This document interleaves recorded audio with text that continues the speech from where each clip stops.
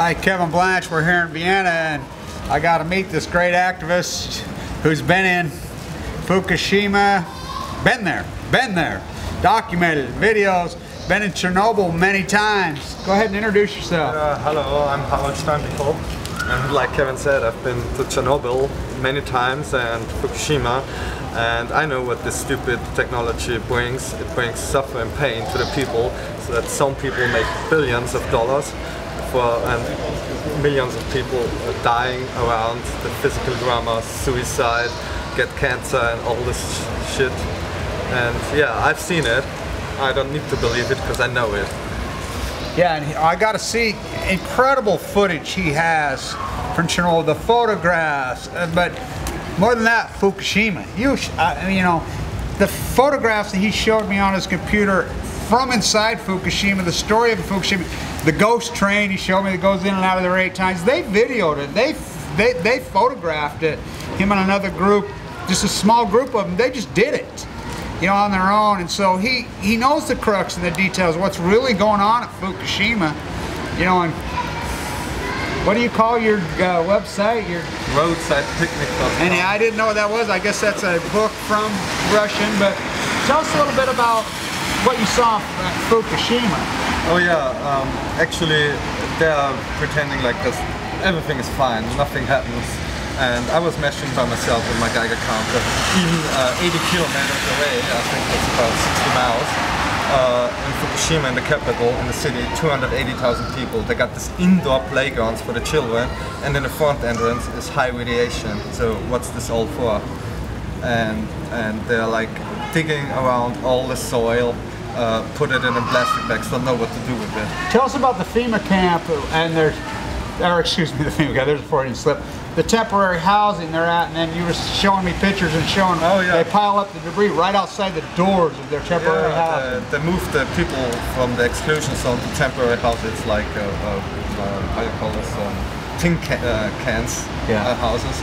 And if he wakes up in the morning, opens the window, looks outside, he sees this radioactive soil, a big hill. I mean, you saw the picture, a big hill in front of his house. I mean, this must be depressing. It is actually depressing. Yeah, it's actually the waste, and they're sacking up. They're piling up right in front of these poor people, and then, you know, you verified the suicide that's going on over there. Oh yeah, I've interviewed this farmer, which his woman, that they are not allowed to go back to their farm, to their house. It's a really nice house.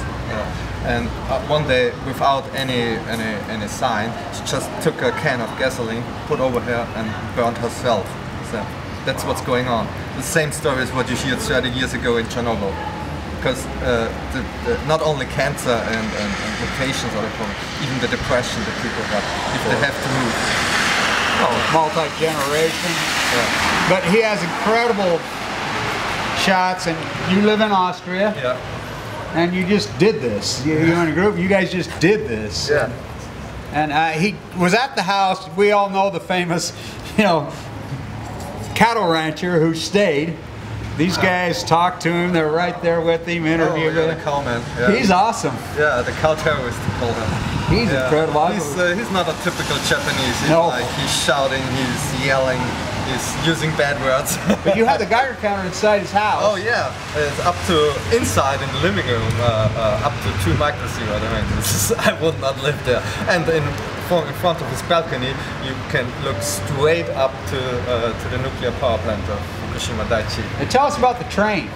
Oh yeah, there's this train. There are many ghost villages in this area, and it's next to the coast, and the government wants to force that the line of the train goes through back to the north, but the unit workers, they're fighting against this. So the government says, yeah, the train goes to this village. Yeah, it's I don't have the name now, but the train goes 8 times a day to a ghost city, and we were watching the train arriving. Nobody's in there. And then he's waiting 10 minutes and drives back, and that's what he makes 8 times a day. 8 times a day. It's just, the government tries to say, yeah, everything's okay because the Olympic Games 2020 are coming and everything is fine. Nothing is, we fixed everything. Nothing is fixed. It's getting worse and worse. But Now, you were telling us you went in Fukushima City, which is how far away from the... 80 kilometers, so about 50, 60 And miles. you guys' readings were how high, even there? We had background radiations in this park with 7 microsieverts. Wow. It's a park where young couples go to dating. It's Wow. really romantic and nice there.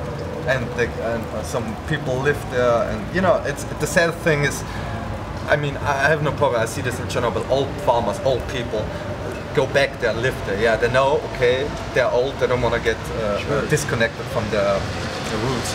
But I get really mad and sad if I see children in these areas, and that's what's going on in Japan still. And it's like everything is fine. And there are independent hospitals that are trying to handle stuff. Oh yeah, there's this one clinic, this corporation clinic in Fukushima. It lives on donations, and there are independent doctors who check the children by themselves. It's founded by some mothers who were they didn't trust the government and the official hospitals. So they make different numbers than the official ones. The official ones said, oh no, everything is fine. It's in the regular shape. And then they make completely Real numbers. Real numbers. Yeah, what's really going on there? With the Yeah, I mean, it's pretty amazing. We have the IAEA here in Vienna. Oh yeah. And you know, it's spending billions and billions of dollars, and it's all grassroots like yourself, you know, like myself, like this independent clinic that have to tell the truth and have to fight with peanuts, with nothing, when they got billions and they're supposed to do this. You know, your work has been really powerful. I'm telling you, I got to see the photographs today, and I tell you what, they're amazing, amazing. Thank you. Well, not even just, I mean, Fukushima, yeah, going over there, what you guys did, but the work in Chernobyl that you have. How many times you been in Chernobyl? 6 times now. 2 times a year I'm going. And you're going right in there. Yeah. I mean, the photographs he has and the dynamic he knows, it's incredible, you know. So, Kevin Blanch, and I want to tell that my audience and our audience in the United States that there's a lot of great activists in Austria and Germany that we don't know about in the U.S. because they block us from you guys. We don't get to find out about you guys, and we know that you know, it's different here. I'm here to tell you because I live in the U.S. Yeah. I get spit on as an activist. Yeah. People come up to me and just see my shirt, whatever. Hey, thank you for what you do. You know, and so I guess more logic, but I appreciate your work.